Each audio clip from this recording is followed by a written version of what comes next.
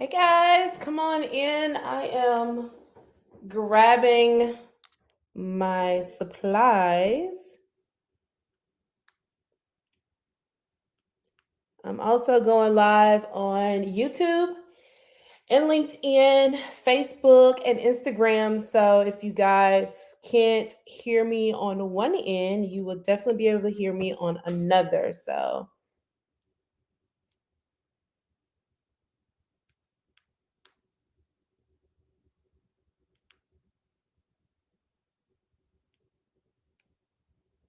all right.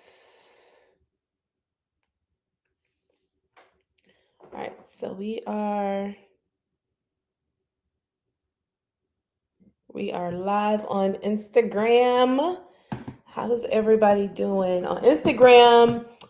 Just to let you know, it is going to show reverse, and don't really know how to change that. But you can still get this knowledge on Instagram. Just give me just 1 second. Hey, Derek. Let's see. All right. So tonight, guys, we are going to be comping properties. All right, we're going to be comping property, but we're going to be comping land. I know that I went through a session the other week, but this week we are going to actually look at it as if you were wanting to develop something on it. So that should be helpful for people that are considering developing land, buying land, and wanting to develop something on it. Okay, I think everybody should be able to see me. All right, got this little new setup here, so excuse me as I am still trying to get that. So that's what we're going to be doing tonight, guys. So we are going to be comping land and then looking at it on a bigger picture to see, what are the possibilities, and will our possibilities make sense as a bottom line, as a profit. So if you have land or or you have already been looking at some things and you want me to comp it for you, I will be doing that for you. And I will even look at it at a high level of what you could sell each lot for, what you would build on it. I will keep it to single family tonight, actually, just because I just want to be able to give as much value. Commercial stuff takes actually a lot of other people, and getting some more information from other people. So what's going on? I see Jeffrey and I see Brandon. What's up, B Wiggly at in Instagram? We got Big Wheel Beats on YouTube. Derek Bailey on YouTube. Hello, hello. Please, please, please. And also, if you guys want to ask me questions and you want to jump in, I will be accepting requests to jump in and ask questions as well. So send your request as well tonight. I am going to be sharing my screen, but I'm going to set up. Give me 1 more second. I got to grab something.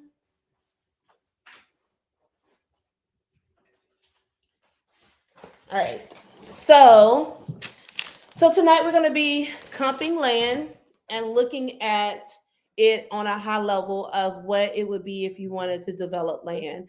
And this will be given I do have my broker's license, so it will be giving my broker opinion on what you could do for land. Now, this is not anything that I give you is not a set all be all. I'm just giving you how you can get started in looking at deals, development deals. And we'll look at, like I said, we're going to look at some smaller deals, like some residential deals first. And then as you guys start to learn more about development, we'll start looking at some bigger deals. Okay.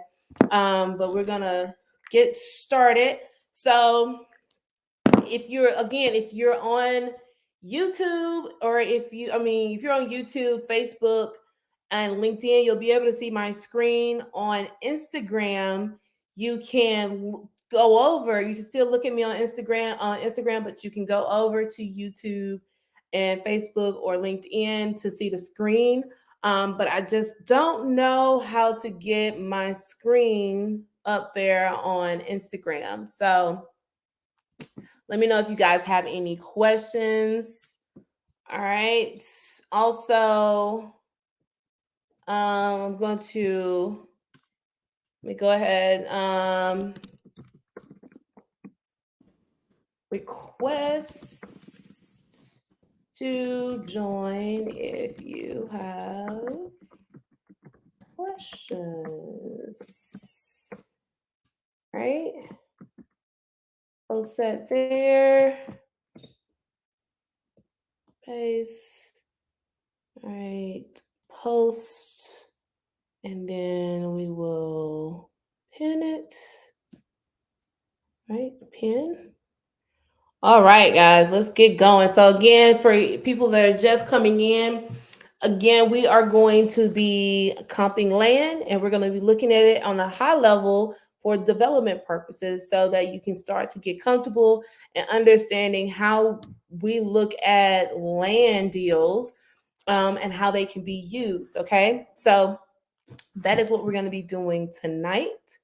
If you have questions, put them in the chat box. If you want to request to join, just send me a request and I will add you into the live stream. All right. All right. Let's go. Let's do this. So you guys know I've been talking a lot about real estate development.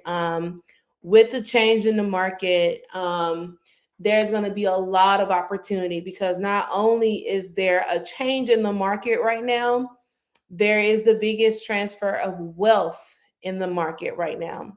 What does that mean? That means that your baby boomers, your boomers that were born in the late 1940s to the late 1960s, well, really the early 1960s, they are all the people that acquired real estate, that acquired their wealth. They are now in their 70s, right? 70s, 80s, and they are ready to start liquidating because if they already haven't, they're living their golden years, or they're in that period of time where they're just tired landlords. They're tired of it. They don't want to do it anymore.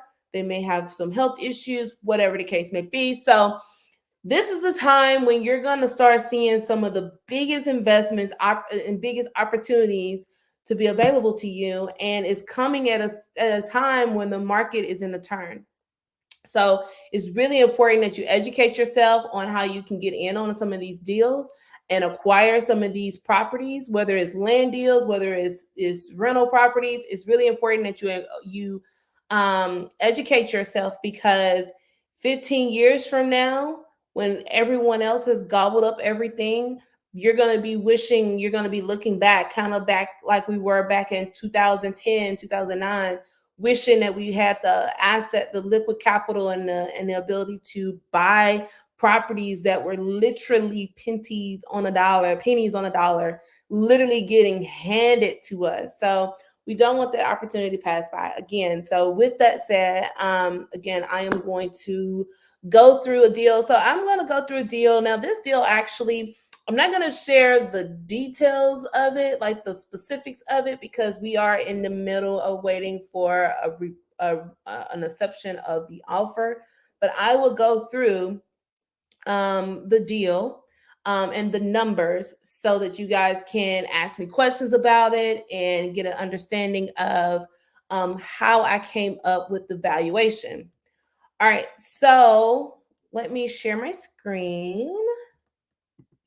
Let me do this. Close. Any questions so far? Who do I have on? Let's see here. What's up, Gilberto? Yes, please share. I know I put that T in there. It's like when people say Atlanta, like I'm like, it's not Atlanta, it's just Atlanta. All right, let's see here. All right, guys, let me clear off my screen. Let me see who else got some questions while I do this. All right. And for everyone that is in Instagram, I will do my best at holding up any numbers or anything that I can, trying to walk you through it. All right, so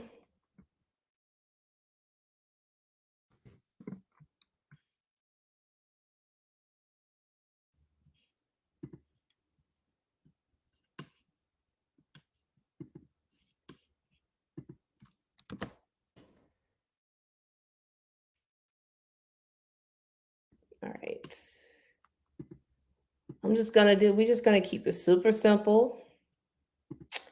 And we are going to, all right, I'm gonna share my screen with you guys. All right.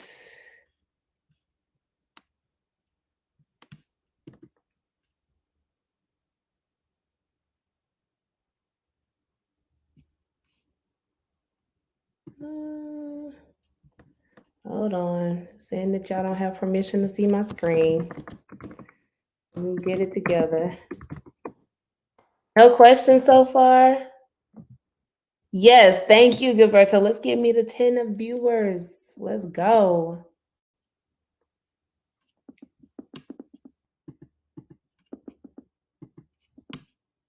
All right.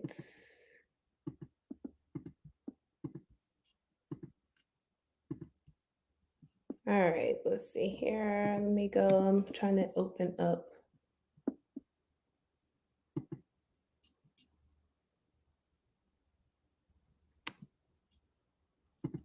No questions? Give me some questions while I get this settings figure out on my desktop.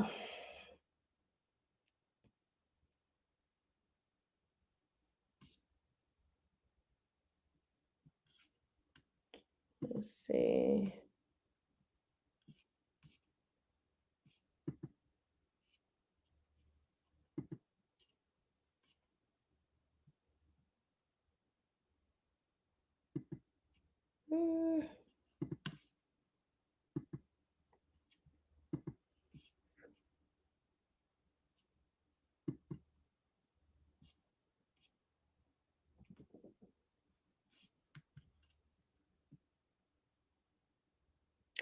So the type of deal it's a land deal. It's multiple acres.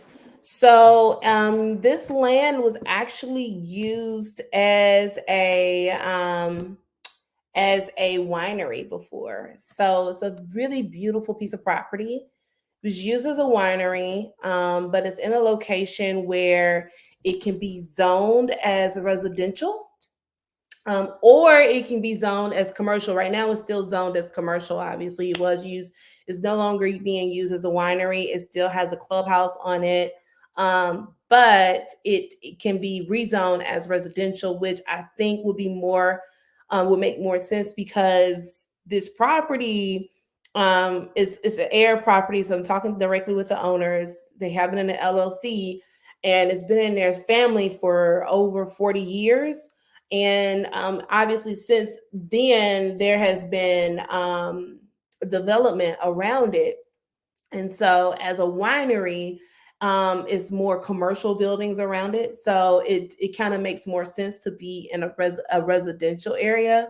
Now, one of the things that we're still, as we still are trying to lock up the land deal, it's a matter of what type of residential we want to have.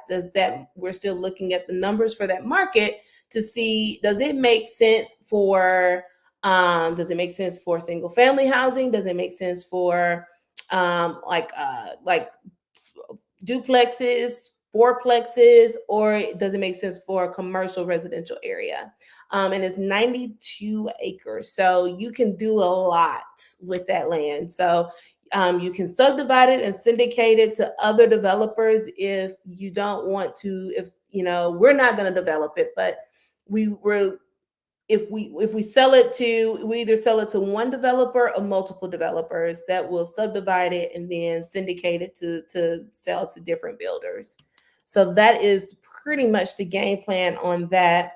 So yes, I'm going to show you how to comp the land, and I'm also going to show you how to look at it as a development for the numbers, so you understand on a high level. It's not getting into the nitty gritty because we don't have all the facts, but it'll be on a high level to see if it makes sense at the price that we're purchasing at, if it will work for the particular, whether it's a single family development or a multifamily development. Sorry, I didn't realize that I was going to have all these issues. Hold on. Go to system preferences. All right.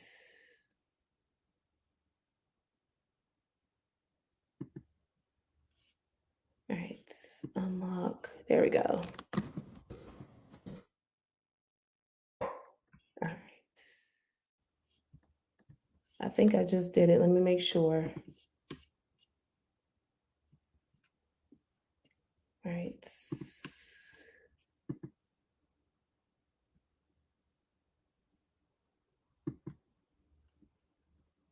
All right. There we go. All right, let me go. Now let's go here and let's share my screen. Oh.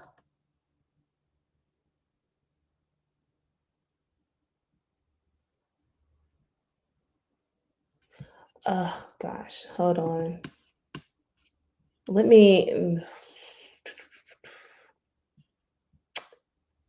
Sorry, didn't know that it was going to give me all these problems. Just so many problems. Okay.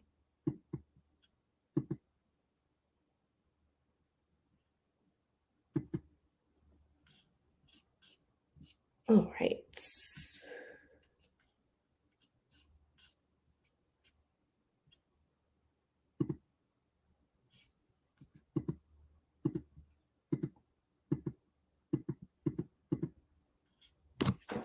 Yeah. All right.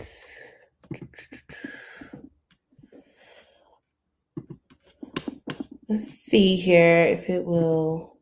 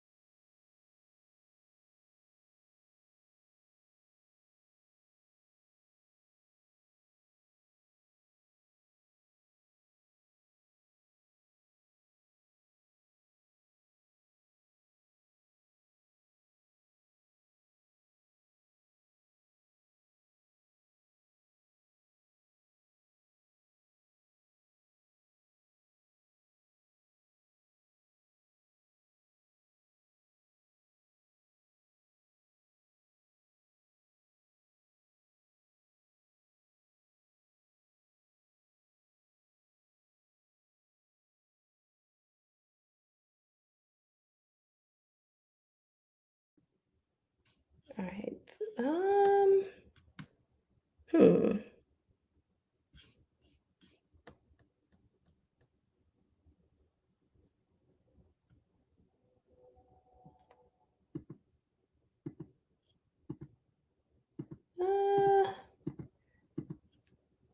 Technical difficulties, bro. Okay, let's see. Share screen.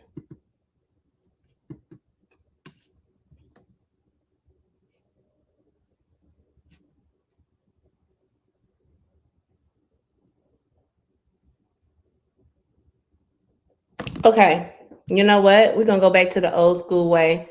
Okay, I can't share my screen with you guys, so X that. Let me get my clipboard out. Okay, this is why I use my flip chart because it never fails me. Hold on. All right. Instagram, I am sorry, but you are going to see the flip side of it. It's going to be flipped. All right. So let me hold on just 1 second.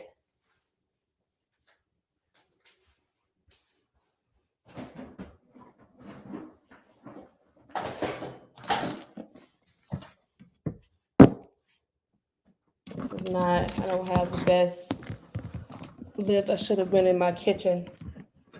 All right, here we go. It's on the desk. All right.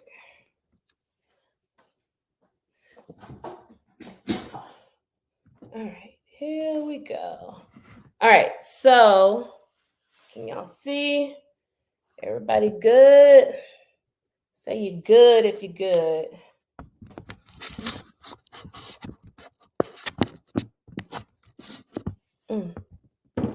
Okay. All right, here we go. All right, so actually,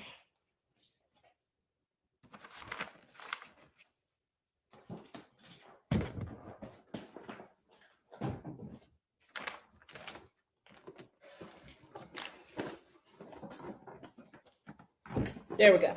All right, now we can see a little bit better. All right, so for this particular property, perfect. We good. Okay, thank you, Derek. We good. We good. Everybody over here, no worries. We're here. Thank you. Thank you. Thank you. Okay. All right, so here we go.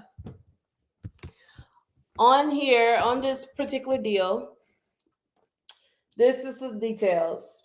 It's 92 acres. Okay. This doesn't really matter. Well, kinda. It was used as a winery. That kind of matters just because people know there's no timber on it.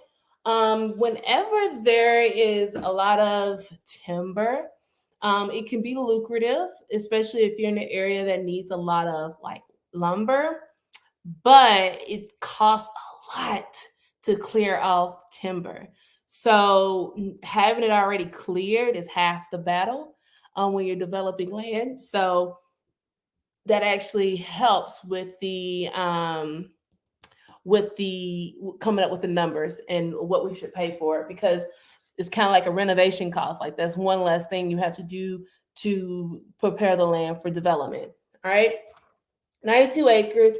It's a winery. It's zoned now. It's right now it's zoned commercial. It's actually zoned a C1. We can rezone it to a R1 or a R2. Really, the city will probably allow us to rezone it whatever, because this type of development would be something that the city would want. All right. So we can rezone it to a R1 or R2. It's zone C1 right now. All right. Now, what it does not have is it's nothing is on it. The clubhouse on it is not worth anything. It hasn't been used in years. So it's been vacant for 6+ years. All right. It's in a town. It's kind of like a I was gonna say it's in a small town, kind of. It has about I say small, but it has about 500 people. But it's close to a metro, which is an MSA. So it's close to there. It's about 2.5 hours away from one of a metro area. All right. So here are some of the facts on that one. All right. So the other facts, actually, me add there is a property that sold right across the main road. It sold at 15,000 per acre, and it had timber on it. Okay. So they still have to clear it out. So they sold for 15,000 an acre. It had timber on it. So I'm gonna show you how I got to that number, because I had to figure that number out. I've showed it to you guys before, but we're gonna do this is for a refresher. Okay, we're gonna start from the very beginning. All right, let's see. Make sure you can see me, guys. All right. So that is that part. All right. All right. So first thing we do, I know some of you guys are returning, so I love that. So the first thing that we do when we start to figure out the value of land is we look for comps in the area. Okay. Now this particular area, it had a few comps, but it had a recent comp within a year. So with land, you want to be within 1 year. I like to be within 1 mile. Let me just put comps. I like to be within a mile, but you may have to go anywhere between 1 mile to 5 miles out to find the land. All right. And then you also want to look at the lot square footage and the acreage, and then the sold price. You need all of this in order to determine the value of the land. All right. So once we have all of that, now there are some different resources that you can use to get that. I suggest you using either Zillow and or either PropStream. PropStream is a monthly fee, but PropStream, this is very powerful. You can find leads that way. You can find sold property, MLS, active property. You can find a lot of different stuff. So if you ever wanted access to the MLS, you can use like a source called PropStream. Okay. What is the furthest you can go? Yes, the furthest you can go is, I like to stay within 5 miles. Now, here's the thing about the 5 miles is you kind of have to use discretion. So if you are going over major highways and streets, so one of the major highways is like is I-65 here. Comping land that was on one side of I-65 versus another side of I-65, that's going to be significantly different. So I would say stay on the same side of the street if it still falls into those parameters. All right. So you want to avoid crossing over major highways. The same goes for houses as well. Same for land. All right. Great question. All right. So this is where it was. So it actually was for the comparable land was 4.3 acres. All right. And it sold for 63,000. Okay. And so that one was pretty easy for me to figure out. Had it been more, we would have just taken the average of the acres and divided the average by the average of the sales price, and we would have gotten the same thing. So when I did the 4.3 acres divided by 63, it's actually like 15,011 something per acre. And so that's how I determined what the retail price would be per acreage. And again, I still use the 15K as a retail price, even though it had timber on it. Simply because I couldn't find any other property that was cleared off where it sold. So I would rather sell it, because what I do know is I'm very conservative when I do these kind of numbers.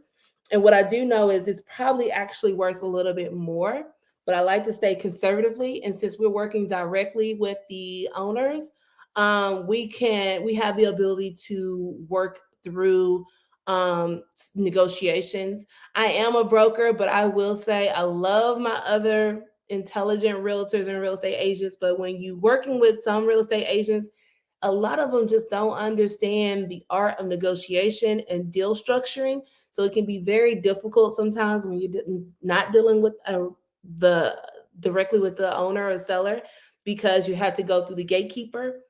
I say that to say that, I can get this lower price. I can negotiate this lower price with the owner.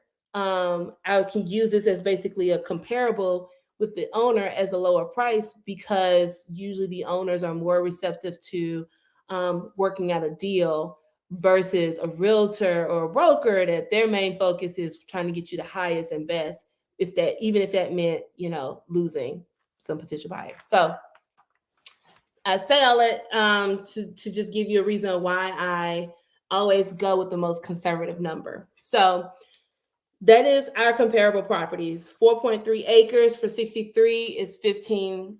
Is the 15,000. All right. So we have 92 acres at 15K retail. Retail. Now, me as an investor, I never buy anything retail. It's always at a discount.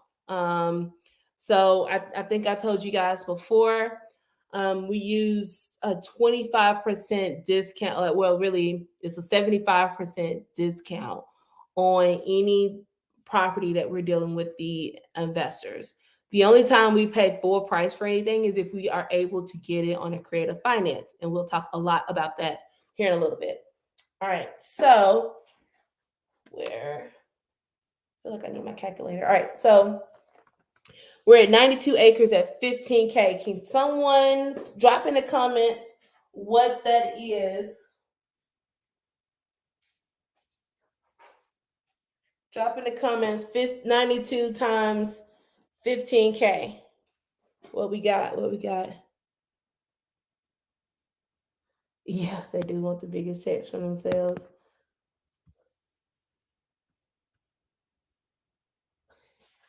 Somebody got that for me?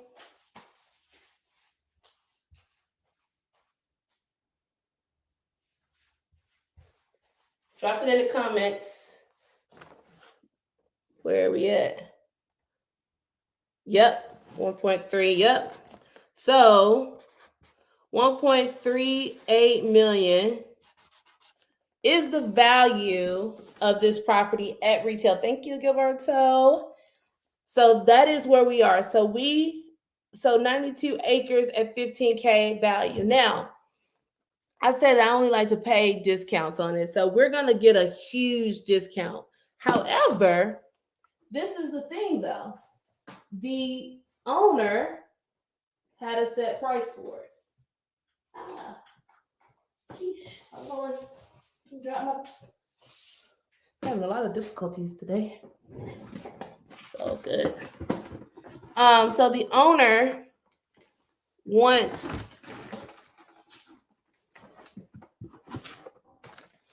actually wants, so they're already asking for a discount. Again, this is air property. Can I talk about a little bit more? I always talk, if you watch me on the Flip Man show, if y'all haven't already, make sure that you go and follow as Flip Man. I talk about this all the time. The number one question I feel like I always get, hey, Donnell. The number one question I feel like I always get is, what are the best leads for you? And I always tell people probate leads. Probate leads are always the best because they're air property. They're usually handed down to family members that don't want to, they want to liquidate. They just want the money. So I tell you guys, I tell all my entrepreneur friends as well that want to build this business for legacy and for their children. I almost can guarantee you, unless your child just kind of is engulfed in it and that's truly what they want to do, I would say 8 times out of 10. I won't say 9 times out of 10. 8 times out of 10, your children do not want your businesses, your houses, and all the things that you're working hard to possess for them. Like, they don't want it. They're ready to they're looking at the dollar signs of whenever you croak and what they can get out of it. So I say that to say, I mean, this is 92 acres of family air property that's been in a family for years, and they're ready to sell. I mean, they're just ready to sell. It's just what it is, and it's not a bad thing. It's just what their choice is, and they'll sell it at a discount. And so 800K is what they're asking for it. All right, so let's do some more calculations if y'all are still following me. So they're already at 1.38 million is what the value is. They are asking, they're already giving us a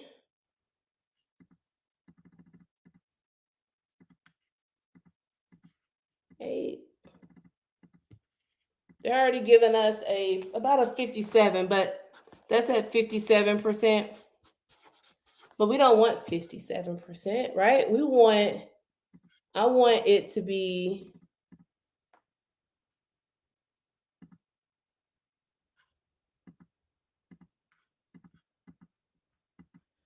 so what makes more sense for me is to have it about here.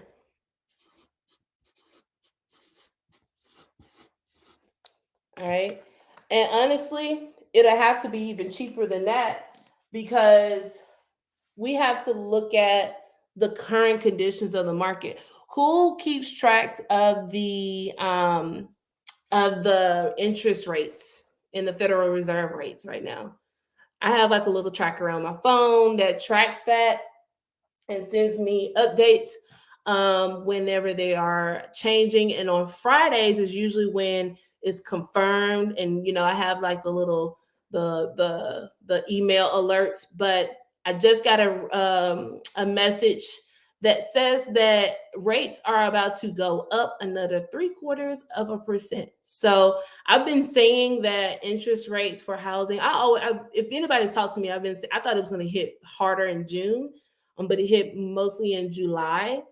But interest rates are about to get to the sevens in just a few days. So just prepare for that. The tracker that I use is mortgagedaily.com. They give a lot of good, it's like a good resource so if you go there, it'll be a great resource. All right. So this is where we would need to be. However, they're not there. They want that in cash. So the first thing we do is to determine what we could build on that. So what we could build possibly is, let's just go with a subdivision. It'll be a huge subdivision. Honestly, something like that, I wouldn't build 92 acres of a subdivision in that particular area, just because it's a suburb of a metro area, outside of a metro area, and there's not enough job growth to satisfy or justify building 92 acres of homes, because just as a baseline for you guys is nowadays homes are built, and I'm talking about 4,000, 3,000 square foot homes, like, an average size home is anywhere between, it's built on anywhere between 0.1 fifth of an acre, so that's 0.15 to 0.25, so that's a quarter of an acre. That's about the average lot size. So if you subdivide that out, that's how many homes if you were to build an entire subdivision. So 92 divided by, let's just go with 0.25. So you could build about 368 homes on this property. Now, like I said, 368 homes. You wouldn't do that in one phase. This would be over several phases. Usually a really good, strong phase is about 60 homes. I'll say 40 to 60 homes.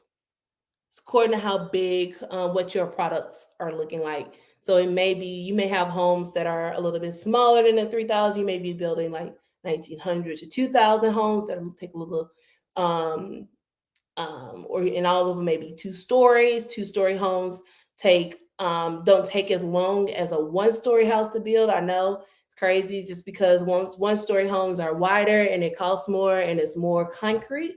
But you can build about 40 to 60 homes on the first phase. All right. And then you'll probably have at least another 5 or 6 phases after that. And every phase should take you, well, in this market, it's been tough because of the supply and materials. But typically each phase should take you anywhere between 10 to 12 months. Okay.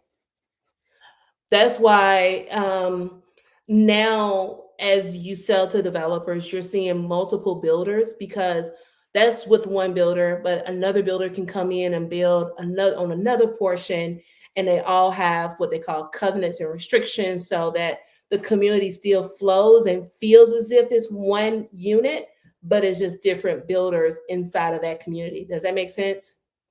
So, using all this information when we're deciding how many homes we can possibly build. Now, in this area, the other part you need to know is what is the average home sale in this area? Well, I'll give it to you because I've already looked that up. So, the average home sale in this area. So, this is the discounted price. Okay. The average home sale in this area is actually right at the standard 265. It's right at the standard home value in the U.S. right now, so it's anywhere between 224 to 265 for homes. Okay. All right. So, and I know my writing is. I was gonna type this to make it legible. My handwriting is it's pretty tough. Drop a house or a bomb if you guys are following this. Is this good stuff right so far? Are we following? Do we have any questions? Any questions? Any questions? Any questions? All right. All right. So let me throw this fan on real quick. All right. So let's just recap where we are for people that came in and people that are trying to catch up. All right, so we are evaluating a property that is for development. All right, and so it's 92 acres. It used to be a winery. It's zone C1. It used to be zone. It can be rezoned to R1 or R2, which is residential property. It currently has a clubhouse on here that's been vacant for 6 years. All right. It's in a small town with a population. It's about 500,000 people. It's right outside of a metro area, about 2.5 hours outside of a metro area. And the comparable that we're using is about 15,000 an acre. We got that comp by looking at the actual size of the comp, which is 4.3 acres. It sold for 63,000. That's about 15,000 an acre. Our subject property is 92 acres. We're gonna value it at the same 15K. We're being super conservative, which is about 1.38 million. And the seller is asking for 800K, which is about a 57% discount of the 1.3. But we only like to buy properties that's a land that's about in this range, which would be 25% of the value. I'm sorry, 75% of the value. So it'd be 552,000 of the discounted price. These are what the average homes are selling for.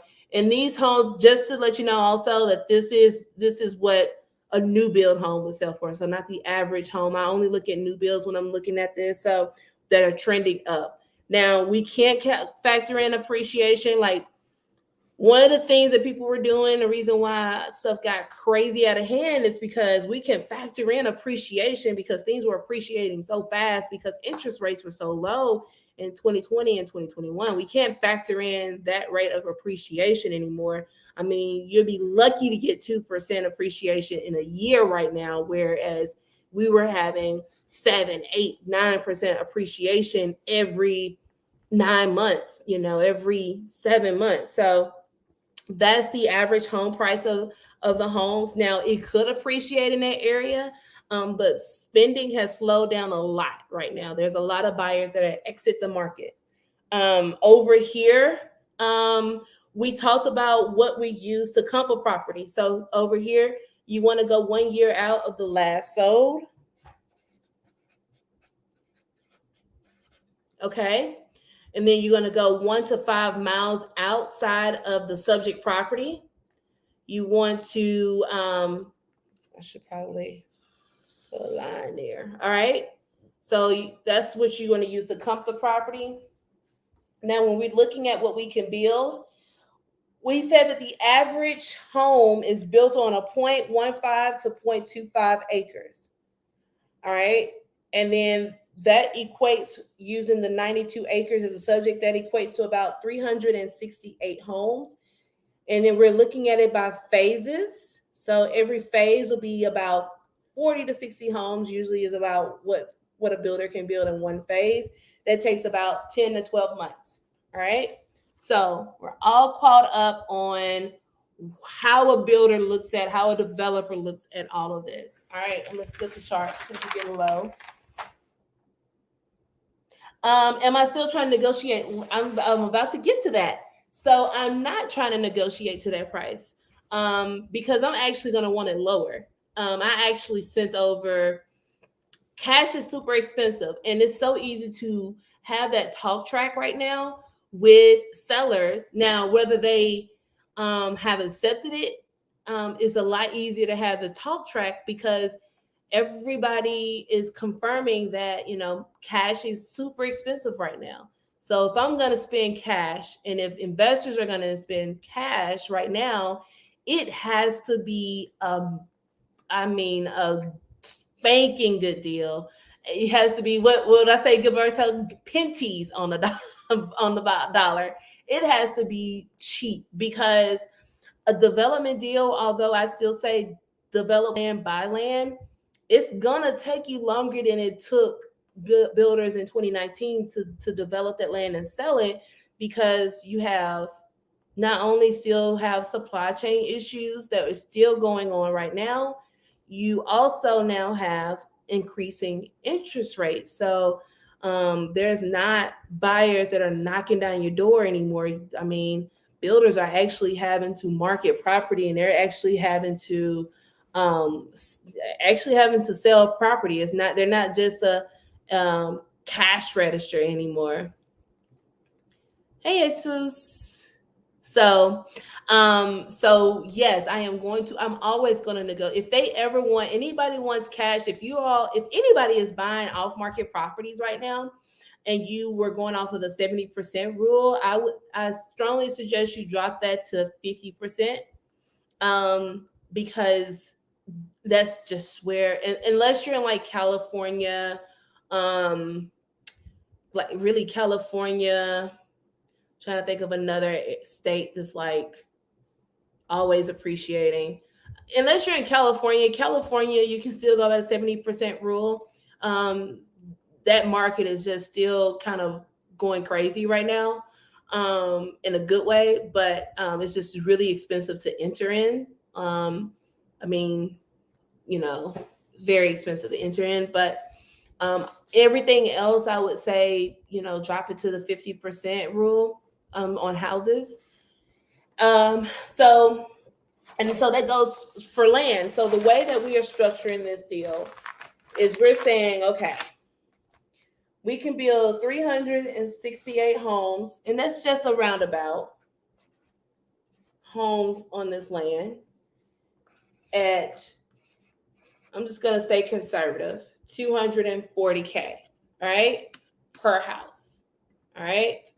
So this development, 244, y'all do the numbers with me, 224 times 368.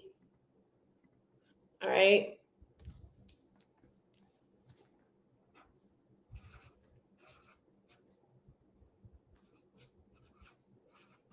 Tell me if I'm right or not. All right. So that'll be about an $82 million development. All right. Hey, solutionists. What about Chicago? Chicago, I would still say in a 60% to 50 to 60% of ARV. I would stay in there.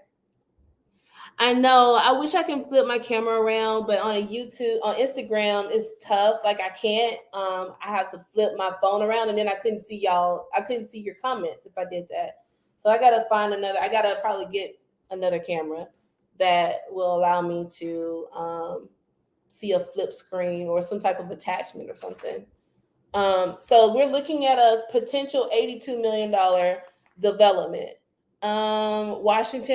Washington State in certain areas. So Washington State ARB, like in the Seattle area and that area, you can still do probably like 60 to 70% in Washington, Seattle. In the state of Seattle, Washington, everything else is gonna be around. I will still try to get it at, because the thing about Washington, other than Seattle, is we got to look at where people are going for jobs. And I'm starting to see a lot of people migrate um, in the Washington area into other areas, either into the California area or into the Midwest area, like the Colorados. So I will be cautious of parts of Washington as well. Um, and even in Florida, man, like Florida is still crazy right now as far, but Florida, you got to remember, like in Florida, how do I put this? I would still drop my values to 50 to 60% in Florida as well, because although there is a lot of migration to Florida, we got to remember, like, there is a lot of retirement money there. And there's only pockets of area like the Miami area that are still strong, like in the Florida area. So I would be cautious too in certain parts of Florida, because there is still money there, but the type of person are usually savvier investors, and they're not looking to buy like to this buyer here. This type of buyer can't get financing right now. Like I shouldn't say can't. It's going to be very tough. They have to be the pillar person, because it costs the same person that got this type of financing 18 months ago. It costs them about $600 less in a mortgage. So that's kind of where we are. And so we got to think about that when we're looking at even anybody in the Florida area, in the areas where home prices is about this average. It's going to be super tough for them to get financing right now. So this could potentially be about an $82 million development. Now, again, even though it's potentially this, we're talking about over years, because it's even unless we syndicate it to several different builders, or if we sell it to one builder that only wants to bite off chunks of it as phases. And I'll just tell you about how that works. Usually when a builder wants to do that, they're not going to buy the entire development up front. Like, so they wouldn't even buy it for the entire, even if we locked it up and were able to get it at a higher price, they wouldn't spend this or this at all at once on the development. They're only going to pay up front for what they are about to build on. So you have to be willing to hold that note as well. If you were to finance it, whether it's through owner financing or through some type of, I don't really suggest conventional, but if you were to finance it through non-conventional means, like a private money loan, it will be, you'll have to remember, like, you have to hold on to that note. All right, so 368 homes for a potential $82 million development. We're looking at building houses at the low end, we're just going to stay conservative, of $224,000 a home, and those will be built on 0.1 to 0.25 acres of land. Let me check right here. Where are we at? And also, you can join me on YouTube if you guys want to see it the other way, like the unflip way. All right, so that's the potential development of it. Now, what we have to think about, what would we actually, that's what we can generate in revenue, but what would be the actual cost? Like what makes sense? So going back to a previous training, we talked about that it takes about 15 to 17% of cost to develop each parcel of land. I'm messing up.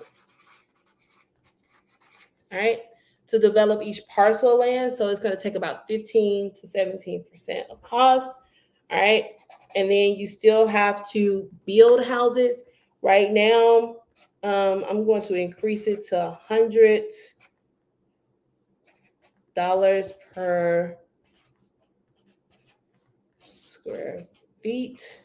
And let's just say we're building 2,500 square foot homes. So let's do the math on that. All right. So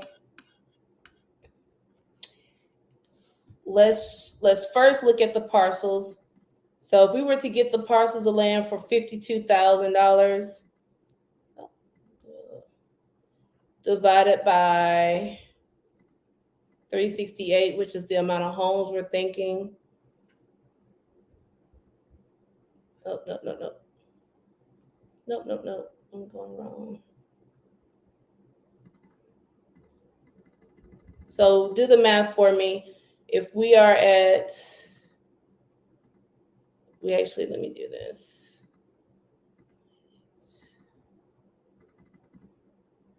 92 divided by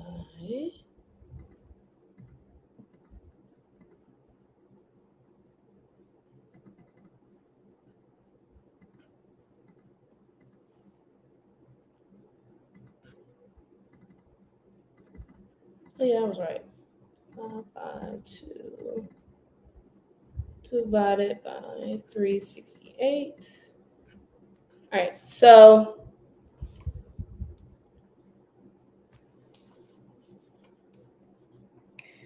we're getting each lot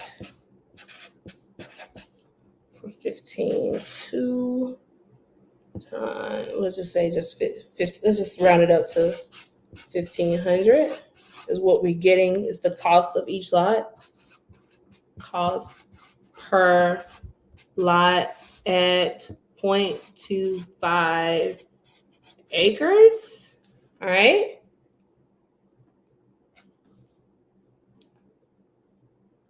And then to build 2,500 times 115. Yikes. So that's not going to work. So I just did to build about $115 a square foot for a 2,500 square foot home would be $287,500, and we haven't even included the cost of the lot per lot, how we've broken it down, plus the cost of development, which is the 15 to 7. So we're already over budget, right? So we can't build a 2,500 square foot home on that. So 2,500 square foot homes is not the jig. All right. So can't do that because it doesn't make sense, because we would have to build, just looking at these costs, and we always want to make at least 20, 21%. I mean, in these times, some builders are accepting 12%, but if they're building a lot of homes like this, usually in a production builder, you do accept a little bit more of a lower margin. So we would have to build a 350K plus home for each one and that's at 360 just to break even, because we still have to pay for the lots plus develop the houses, build the houses. So that's how I first worked through it. And I have a worksheet. This is why I'm like going through numbers. I have calculators in my worksheets, but this particular type of development wouldn't work. And it kind of goes into, I already know that this wasn't going to be a single family subdivision community home because I already knew that, like, I cheated a little bit with you guys. I knew what the numbers were going to be. But I didn't work it out to this extent. And this is why, because with the home values being in the twos, I just know where the market is right now. Super expensive to get a new build home right now in the low twos because the cost of things is just so much. So keep that in mind if you have someone that's thinking about buying a new build home. It's going to be tough for the next few years. That kind of part of the cycle is pretty much over, for people that are looking to get into new build homes at a really low price. Um, Now I know a lot of people are building, like, you know, row homes and tiny homes and other ways to maximize the land. Those are kind of going to be where people are going to land up at. All right, so we know that the subdivision home is out. Is that helping people? Did that? Did everybody understand what I just did with the numbers? Drop a bomb in the comments if you guys understood what's going on. Big Wale, a whale. I'm not sure how you say it. I'm a Wale fan. Awesome, very insightful. Thank you, thank you. What's going on, Ron? Hey, my cousin Patrick. Uh, let's see here. Um, any other questions? Questions. All right. So subdivision for this area, not very feasible. All right. Unless you make it into a mixed use development or a public use development, then that's getting a little bit, that's honestly, if you're a creative person, you can design a mixed use development where there are apartments and townhomes and a few single family homes and some office space and, some recreationals. Like, that's when it starts to get really fun. And to make numbers work. But when you're doing just one straight product like that, it does get kind of tough to make these kind of numbers work. You have, especially right now, you have to get super cheap. All right. Now the other way would be, for apartments. All right. So in this area, the rent is about 17,000. That's on the high end, and that's for new build. That's kind of where you would be, for the new builds. It's about 17,000. Sorry, just heard myself. 1,700 a month, and this is for new development again, and on 92 acres. All right, 92 acres of land. And it depends on how many stories you go up and, all that good stuff. But if we only went up 3 stories and we did 92 acres, you could build,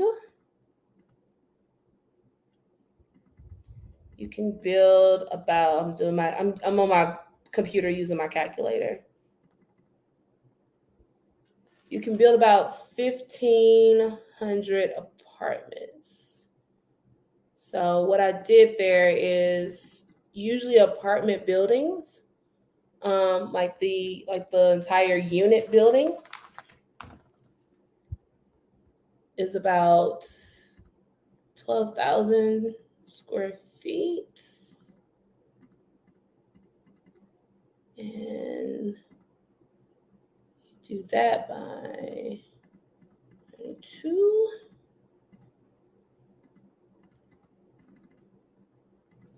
Yep. All right. So,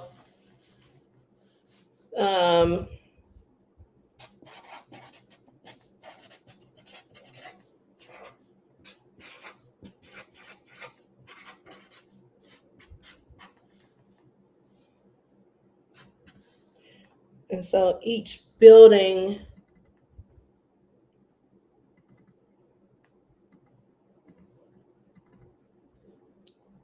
So what we're going to do is take each building and we are going to times it.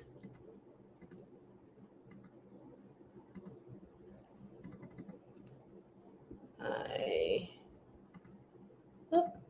going to times it by the average rent. So each building should generate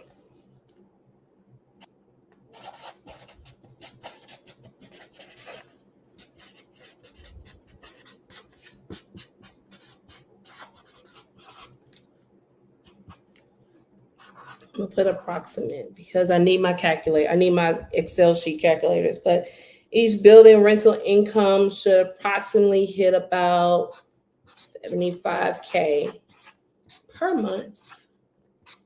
Okay. And you will have about 10 buildings.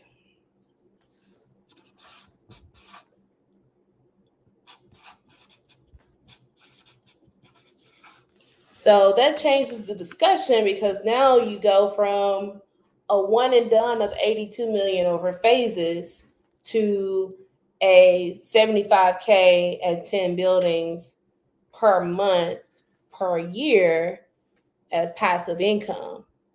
What's going on, Mr. Phenomenal? I am teaching how to evaluate land and look at it as a development project. So what you will want to put on that land. I know the camera's flipped backwards. I need to figure out how to do that. If you follow me on YouTube or Facebook or LinkedIn, it shows us the right way. But I gotta find an apparatus for Instagram because y'all are seeing it back on the flip side. All right, so that there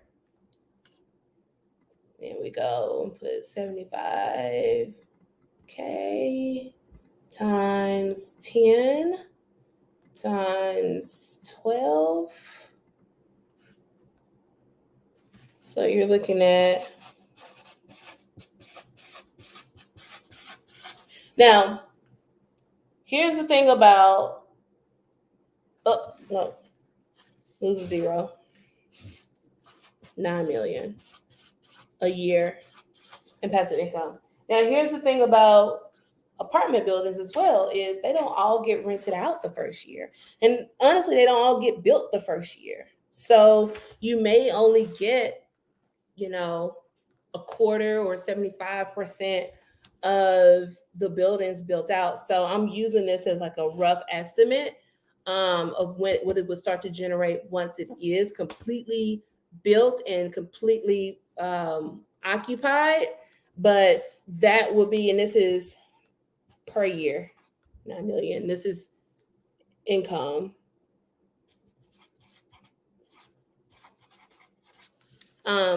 But just keep that in mind too. Like everything is done in phases. And I would say rental is probably the best way to go in this particular market because the housing market, the rental market, there is a shortage. And this is only going to go up. By the time you finish developing the rest of this, it'll go all the way up. All right. It'll go probably up about another $150 in rent. It's getting super expensive, but it's cheaper to rent right now than it is to buy a house, which was the flip side about 18 months ago. So going back to that, so we're looking at what we would do. So we've X'd out a single family home community because we just can't build the houses as far as what the average home price for the house in those areas versus what we can build it for doesn't make sense, but we can potentially build an apartment complex and generate monthly and yearly income from it from a 10 building complex that has 3 stories that charges $1,500 a rent that in the building is 12,000 square foot. And I can't break down the apartment size because, everybody has different apartment sizes. Like you have 1 bedroom, 2 bedroom, 3 bedroom, whatever it is. But it's just going off of 12,000. And when I say square, I should say not square foot building. Okay. So that is what you would do for your apartments. Now let's go back to how we structure the deal. Can I teach y'all something? Can I show y'all how to get this deal without any money? Like without any, or well, little money out of your pocket. Let me show y'all how we structure deals with little to no money out of your pocket. All right. So we going back and we're saying 1.38 million is the value. Okay. And we won't pay any more than 52,000 as our price.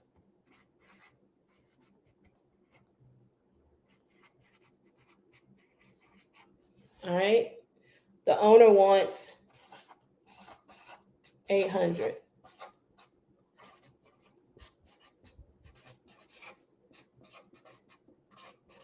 All right. The owner wants 800,000.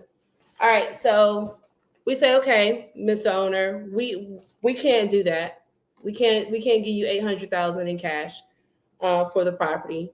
Because we got to remember, land, unless you create some value propositions for builders and developers, is not producing them any income. It's costing them money. It's costing them 10K in taxes each year, is what it's costing them. Okay. And so they're willing to look at anything to get out of that 10K a year in taxes that they have to pay. All right. So let's see here. Questions, y'all following me? We still here? We still got, if y'all are on, stay home. If y'all are on, let me know. Nobody's asked to join. Hopefully we got some questions later. All right, so here's how we structure this deal. This is what I call, so this is a very common deal. The first one I'll call you is the seller finance deal. That is when the owner carries 100% of the note and we pay them a payment. All right. So with that, what that means is the seller will pay him the 800,000. All right. But we want it on seller owner financing terms, which means that we'll pay him payments over time at an interest. You can or cannot pay the interest. You really don't. I mean, a lot of times they don't even know that's an option. It's just depending on who you're dealing with. All right. And so with that, you can set up a payment plan where, let me pull it up. Let me just pull up my handy dandy calculator again.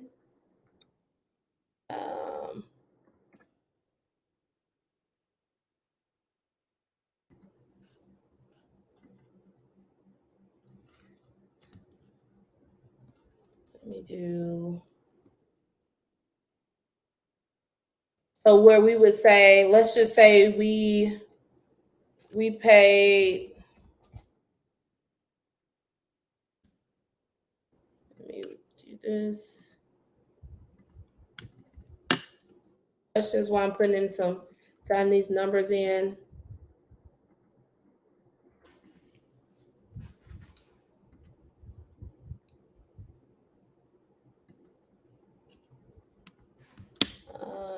Go.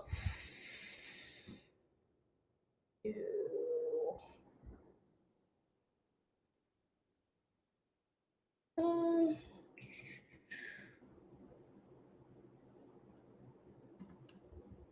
right, so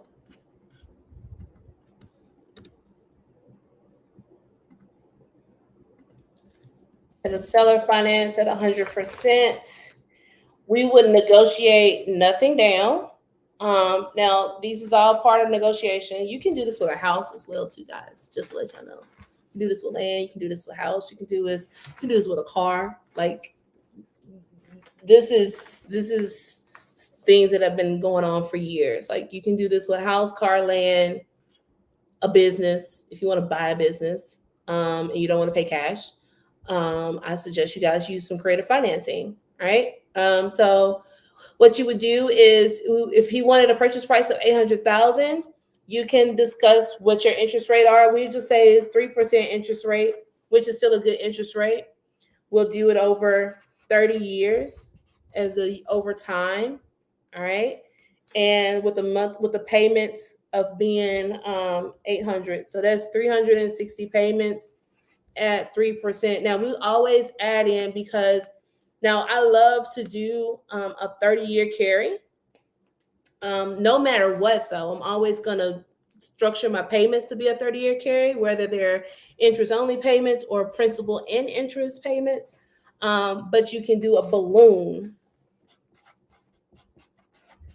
And what the balloon does is, it basically, if they are only wanting to carry the note for a short amount of time, like they don't want to carry it for 30 years, you can always add in a balloon.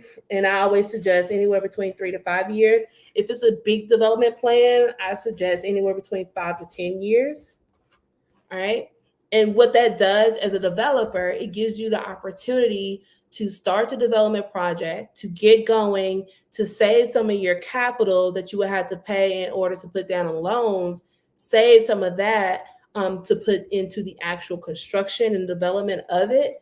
And you just make payments over time to hold the property. And so with that, that gives us, if we did that type of payment, what that would look like would be $3,372.83 per month for 5 years. And then we will pay out the balloon payment.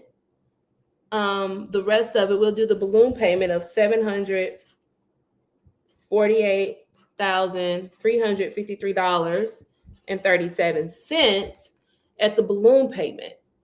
And it's still a good deal for this person, because in interest, the owner would have made about $69,000. Now I put this into my calculator that I use to calculate all of my deals. So that's how I was able to kind of jump forward to that. So let's go back through this, how that looks. So the owner wants 800,000, but we're not going to pay 800,000. We will only pay this or less as a discounted price. But if they were really stuck on 800,000 and we wanted to claim this land, we would basically look at this 800,000 and come up with an owner financing structure where we make payments over time at an interest rate. Okay, so we make them the bank. So if you all heard of creative finance, seller financing, owner financing, this is what it means to make them the bank. And you would determine the years. Now, I always do over a 30-year term with a balloon. I don't do 5-year term. I don't do, if anything, I'll go longer. I do a 50-year term. Although we always plan to have a balloon payment, because we always want to get them out of the deal once we've made our money. But it just gives us an opportunity to save our capital and put it back into the actual project. And so you do a 30-year at 3%, and you do it, I always suggest going in at 3 to 5 year balloon payment, or if it's a larger project, 5 to 10 year. And that gives the owner, now the owner starts to generate income, and they generate $3,300 a month for the next 5 years, and they get paid out their entire month plus interest there. You explain it to someone that is losing money and needs to actually sell, they should be willing to buy. And what that does for you in your development project is, now you're even though you're out of pocket right now, your what we call your burn rate is $3,300 a month, almost $3,400 a month. What you do then is you immediately start, and you can have these payments start whenever you want it. So if you need a 2-month or a 3-month post payment, you can do that. You can start it whenever you want it to. And it gives you a little bit more time to get all your ducks in a row to see how you can start to get someone in to start developing the land. Whether you're going to get construction loans that will help with the burn rate, it'll help do a lot of things if you are able to negotiate um, a delayed payment on this, right? So that's how we structure most of our land deals is we do owner finance. Now, if they need it, want some cash immediately, you can do a down payment. You can structure a down payment in on that. You ask them how much money they want down, and you make sure your numbers make sense, and you can structure a down payment on that. Okay. Um, so that is another option. Now, how you do this? Now, obviously, that down payment though will come somewhere. Either you pulling it from your business credit on credit cards, you have cash in the bank, a personal loan, friends and family, other investors. However, you can come up with that, whatever the down payment is. Um, you can fund it through that way, or you can fund it through another way,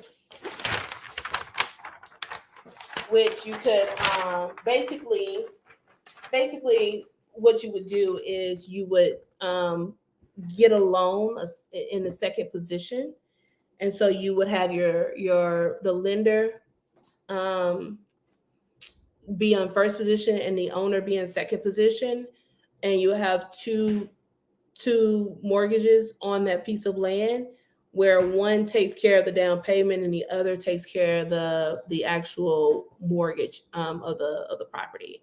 So you can do that as well. Would this be used if the property owner is an LLC? Absolutely, absolutely. That's all I really deal with is a lot of LLCs.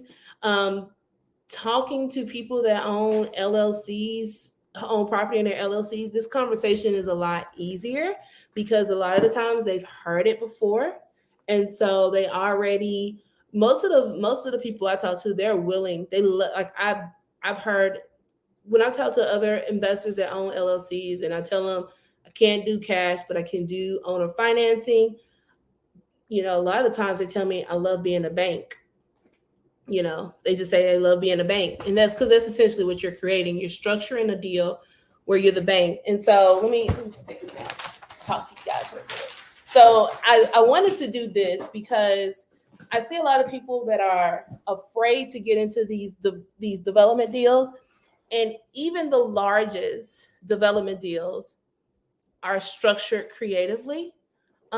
Even if it is a bank or a institution, they're usually structured creatively. You can do it again with 100% seller financing. You can where they hold the paper. You can also go into partnership with the owner, meaning that I won't pay you anything up front, but once I get to certain milestones, so let's just say you build out and you develop that commercial property, you refinance it because you get out of the construction loan, you refinance it, you build it in where your numbers in where um, the owner of that land, they basically allowed you to lease the land, and they'll sell you that portion of the land that you finished at a percentage of the profits that you make.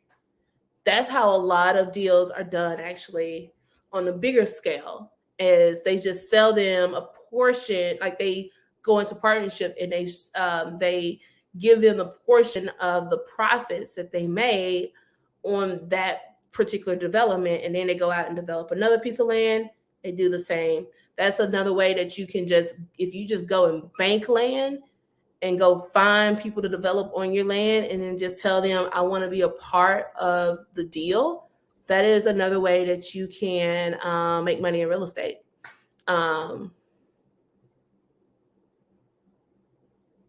I may need to do. Oh, I can do lives on negotiating skills now because I'm the type of a negotiator though that you know I'm very much. I'll give them what they call the irresistible offer, and if they still deny it, I would go one more time to try to educate them. But then if it's just like, cash, cash, cash, money rules everything around me, right? Like, then I get it. Like, I'm not the person for you. Like, I know I'm had to learn how to start walking away from deals. Like, you just can't make everything work because everybody's situation is different. Or just some people just don't want to do business, with you. And I had to learn that as well. So, but I will do a lot on negotiating skills. All right. For sure, for sure. So was this helpful tonight, guys? I know we had some technical difficulties in the earlier, and I know I was trying to get it where you can see my screen, but was this very helpful? Did you guys learn how to start structuring, like how you can look at land deals and start structuring land deals? So when I say I'm buying my warehouse this year, like, I'm going to be using these deals when I have the right deal come across. I'm going to be using these type of negotiating and deal structurings to acquire my first warehouse, um, because I know that there's people that's selling, and I know that I can finance it if they're willing to be the bank, because the interest rates on these are just ridiculous. I mean, it's a lot. The interest rates are crazy. But that doesn't mean that you have to stop buying real estate, because, like I said, the transfer of wealth is going to be at the biggest. It's about transferring the responsibilities, the assets. It's not necessarily has to be wrapped up into, like, the transfer of your cash, right? Everybody is not your or my account. Is very much so, Big Will. That is true. Everybody is not my client. um, for sure. And I think a lot of real estate people, especially, need to realize that as they're going into this situation where we're changing in the market, like, there is sellers that literally are in denial because their neighbor was able to sell their house 5 times more or get their asking price, and now their house is sitting on the market for 30 days, 20 days, and nobody's even requested to see it. So it's different. It's different.